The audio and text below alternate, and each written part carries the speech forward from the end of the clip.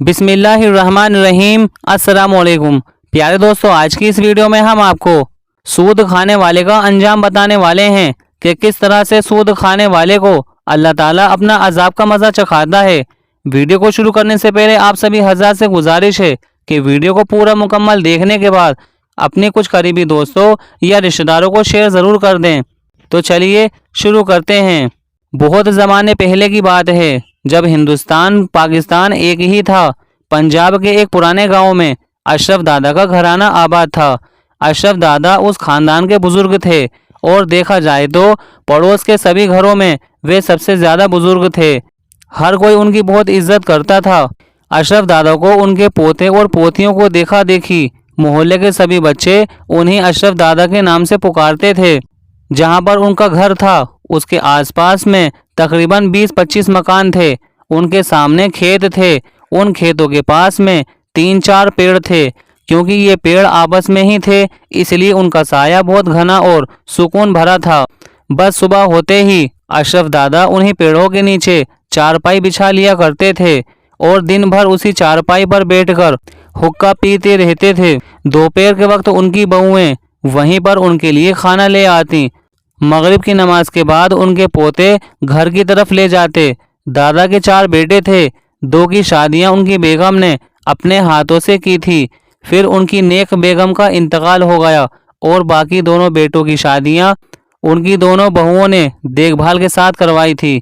अलबत्ता अशरफ दादा की कोई बेटी नहीं थी, लिहाजा उनकी बहुएं उनका सारा काम करती थीं और अशरफ दादा सारा दिन घर से दूर पेड़ के नीचे बैठे रहते थे। आते जाते अशरफ दादा को लोग सलाम करते, उनका हालचाल मालूम पूछते और फिर चले जाते। लेकिन अशरफ दादा की इस कदर शोहरत की वजह उनकी बुजुर्गी नहीं थी, बल्कि उनका कारोबार था जो सालों से चला आ रहा था। अशरफ दादा गांव वालों का चलता फिरता बैंक थे।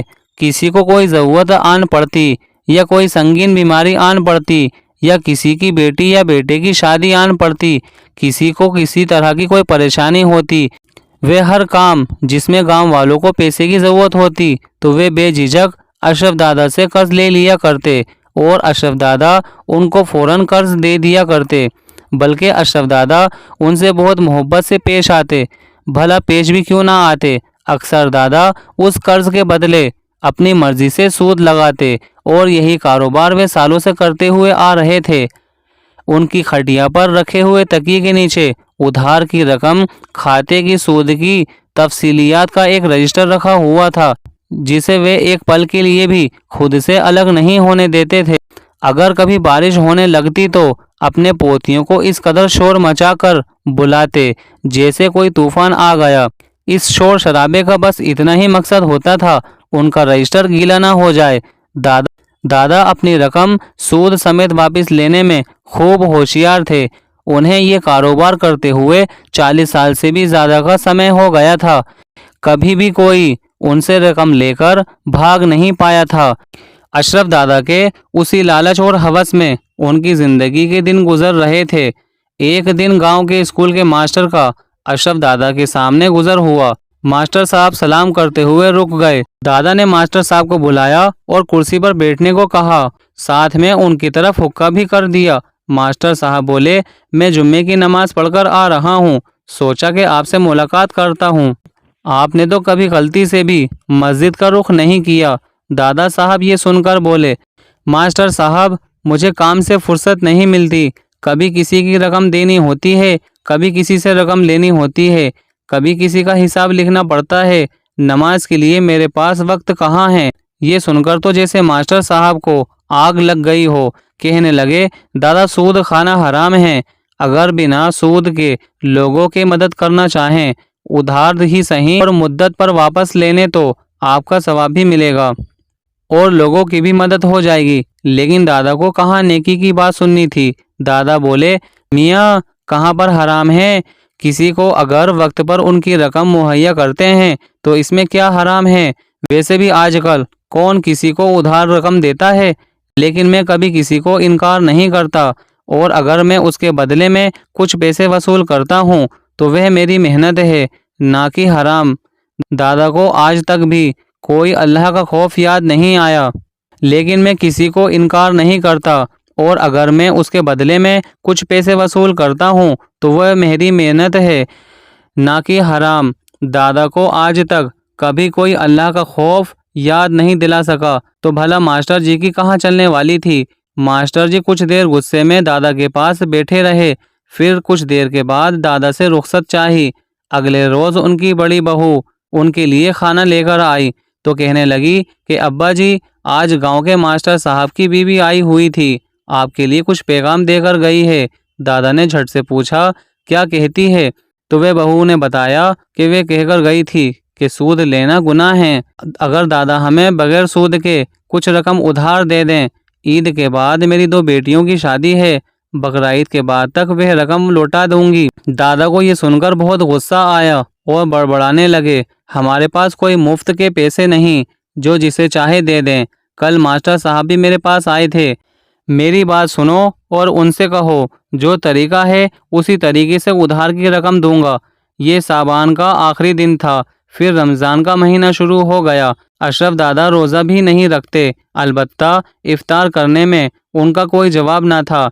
लेकिन अभी 15 रोज़ ही गुजरे थे कि दादा के गुर्दों में तकलीफ़ शुरू हो गई, जिसकी वजह से वे काफ़ी तकलीफ़ में चले गए। उन्हें सारी सारी रात तकलीफ़ के मारे गुजर जाती। चारों बेटे भी बीमारी से बेहद परेशान थे। आखिर वे घर के बड़े बुजुर्ग थे, उनकी ज़रा सी आवाज़ पर घर के सारे लोग कतार में खड़े हो जाते। लेकिन दादा तो रोज़ ब रोज़ कमज़ोर होते जा रहे थे, कमर बिल्कुल चारपाई से लग गई। दादा की चारपाई अब दिन रात घर में लगने लगा, और दादा भी उसी चारपाई पर पड़े रहते, तो उनमें बैठने की भी ताकत नहीं रही। एक दिन दादा सुबह से ही किसी संगीन सोच में गुम थे। शाम को जब चारों बेटे घर लौटे तो उन्हें अपने पास बुलाया और उन्हें कुछ देर समझाते रहे। फिर उनके बेटों ने उनके चारपाई से उन्हें उठाकर बिठा दिया और जहां चारपाई रखी थी उनके चारों पाई के नीचे मिट्टी खोदना शुरू कर दी। कच्चा फर्श था, इसलिए हाथों से मिट्टी खोदते रहे। कुछ देर के बाद कमरे में 4 गड्ढे खोद दिए और चारों पाई के नीचे कम से कम 3 फुट गड्ढा कर दिया। उनमें से 4 पोटलियां निकली। जब बेटों ने उन्हें खोला तो उनमें से सोने और चांदी के बेशुमार सिक्के निकले। बेटों की आंखें लालच से चमकने लगीं। वे जल्दी से सारा माल कमरे में हिफाजत से रख आए। अब तो ये रोज का मामूल बन गया कि बाप रोजाना घर के किसी कोने की निशानदेही करता और बेटे उस जगह को खोद दबाकर दबा हुआ खजाना निकाल लेते। इसी तरह ईद भी आ गई और वह उनकी जिंदगी की सबसे हसीन ईद थी।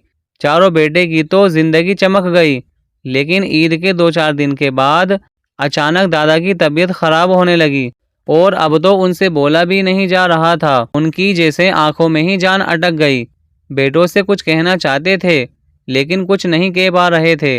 बेटे बाप का इशारा समझ रहे थे, इसलिए वे बाप को चारपाई समेत उठाकर घर में घुमा रहे थे। बाप कब किसी कोने का इशारा करे तो वे उस जगह को खोद कर वहां से दबा हुआ खजाना निकाल सकें। जैसे ही वे गुसल खाने की तरफ से गुजरे, दादा को तो जैसे मौत के फरिश्ते नजर आने लगे। उनकी आंखें जैसे बाहर की तरफ निकलने शुरू हो गईं। अचानक ये सब कुछ होते बेटे ने देख लिया तो फिर जोर से बोला कि बाबा, इशारा गुसल खाने की तरफ है। सबने चारपाई वहीं छोड़ दी और लगे गुसल खाने की तोड़फोड़ करने। और पीछे की दीवार के नीचे अब तक का सबसे बड़ा खजाना मिल गया। सारा का सारा घर खजाने की तकसीम में लग गया। उधर उस दौरान दादा की रूह कब्ज हो गई। अगले रोज अशरफ दादा का जनाजा ले जाया गया। दफनाने के 2 दिन बाद किसी शख्स ने आकर बताया कि दादा की कब्र में बड़ा सा सुराग हो गया है और उसमें से काले रंग का बड़ा सांप मुंह निकालकर देख रहा है। ये खबर पूरे गांव में जंगल की तरह आग की तरह फैल गई। उनके खानदान से लेकर पूरे गांव के लोगों ने इस वाक़े को अपनी आंखों से देखा। वहां पर एक बहुत बड़ा सांप मौजूद था जो कि दादा की कब्र में से एक सुराग में से अपना मुंह निकालता और फिर अंदर चला जाता। ये सांप अल्लाह ताला का अजाब था अशरफ दादा के लिए, जो कि उन्हें सारी ज़िंदगी सूदखोरी की वजह से मिला था। वह अपनी दौलत कब्र तक साथ ना ले जा सके और उनकी औलाद उस दौलत को बंटवारे की वजह से दादा की आखिरी वक्त में भी उनके साथ नहीं थे। अशरफ दादा के इब्रकनाब अंजाम को मौलवी साहब हर जुमे को खुतबे में सुनाते और उन्हीं सूदखोरी जैसे लालच से दूर रहने के लिए कहते। मोहतरम अजीज़ दोस्तों, सूद हराम है और इस्लाम में उसकी मनाही है और सूद खाने वाले का अंजाम बहुत बुरा है। इसलिए अजीज़ दोस्तों, अपने माल को पाक रखिए, सूद से बचाइए और ख़ानदान को बचाइए। तो प्यारे दोस्तों, आज की इस वीडियो में इतना ही। उम्मीद करते हैं कि सूदखोरी का वाक़या आपको पूरा समझ में आ गया होगा। अगर ये वाक़या आपको पूरा समझ में आ गया है तो अपने कुछ करीबी दोस्तों या रिश्तेदारों को शेयर ज़रूर कर दें, क्योंकि दोस्तों इस्लाम की बातें दूसरों को बताना सवाब जारिया है। और इसी तरह की वीडियो को देखने के लिए हमारे चैनल को सब्सक्राइब कर लें, ताकि आने वाली वीडियो की नोटिफिकेशन आप तक पहुँचती रहे।